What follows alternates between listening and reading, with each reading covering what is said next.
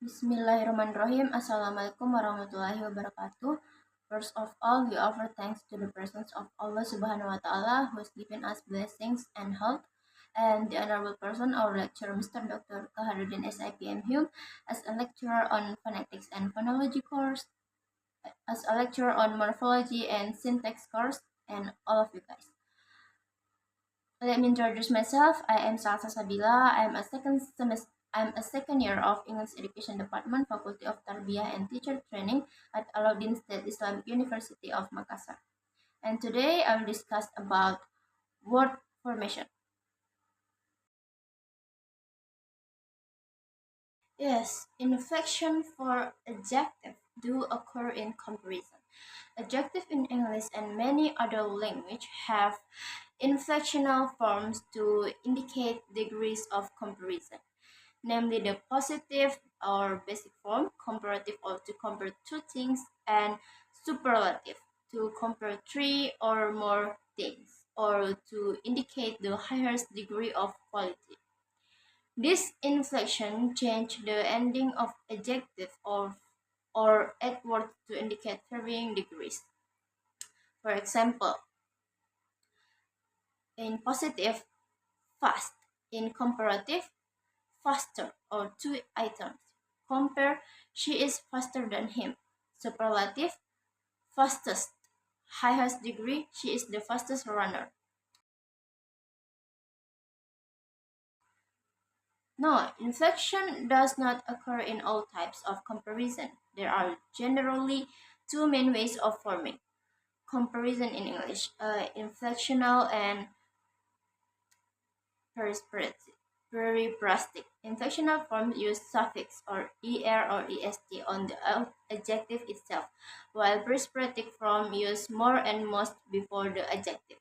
The method chosen depends on the adjective syllable count, structure, and language convention. For example, inflectional comparison occurs mainly with short single-syllable adjective. For example, tall, become taller or tallest. Imperfect comparison is often used with multi-syllable adjective where adding a suffix would be awkward.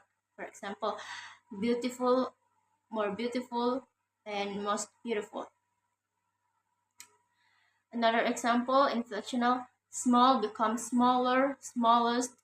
In periprastic, expensive, more expensive, most expensive. Inflection takes place in English comparison by following a set of rules based on the structure and length of the adjective. First, for one-syllable adjective, add ending er for the comparative form. Add suffix est for the superlative form. For example, cold become colder, and comparative coldest becomes superlative. The second example is for two-syllable adjective ending in y, change the y to I and add suffix er for the comparative ending est for the superlative. For example, happy become happier and happiest. And the third is for most adjective with two or more syllable. For example, used more for the comparative and most for the superlative. For example, intelligent, more intelligent, most intelligent. Irregular adjective do not follow these rules and change forms unpredictably. For example, good, better, best.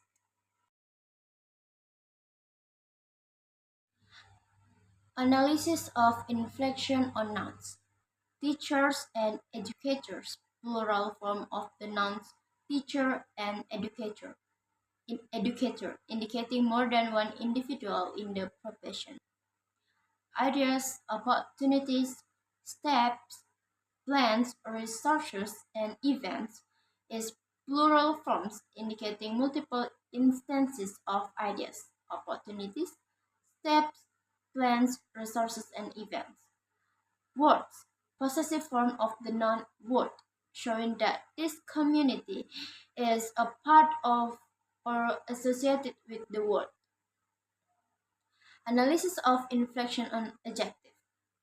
First is largest, superlative form of the adjective large, meaning the biggest. This shows that this community is the largest among other online English teaching communities.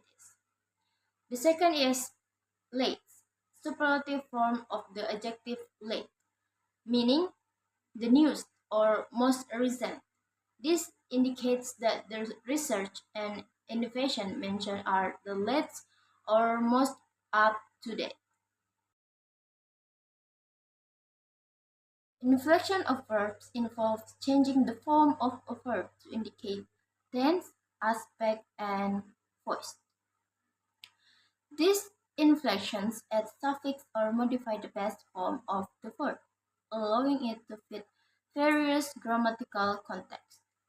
In English, inflection primarily covers tense, past and present, agreement with the subject or third person singular, and aspect progressive and perfect.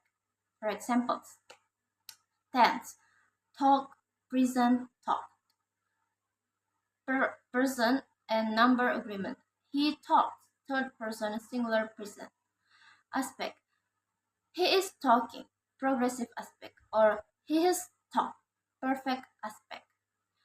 Some verbs are irregular and undergo more substantial change rather than just adding suffix. For example, go, went, gone. Aspect in English refers to how a verb expresses the flow or duration of an action in time, often independent of tense. English has four main aspects: simple, progressive, perfect, and perfect progressive. Each aspect provides a different view of the action's duration or completion.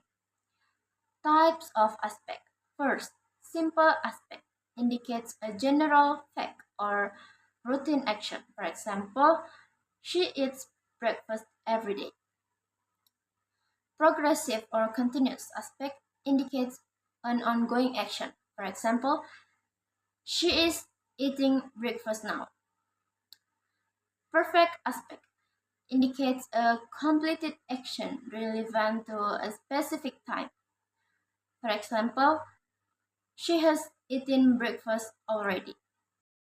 Perfect progressive aspect indicates an ongoing action that was completed at or is relevant to a certain time. For example, she has been eating breakfast since 8 a.m. Word formation is the process by which new words are created in a language. In English, word formation mainly includes affixation, compounding, conversion, clipping, blending, and borrowing. Each type uses specific methods to generate new words or word forms. Types of word formation. First, affixation. Adding prefix or suffix to a base word to create a new meaning. For examples, um, prefixation unhappy, adding un to happy. Suffixation happiness, adding ness to happy. The second is compounding, combining two or more independent words to form a new word. For example, toothbrush, notebook, and football.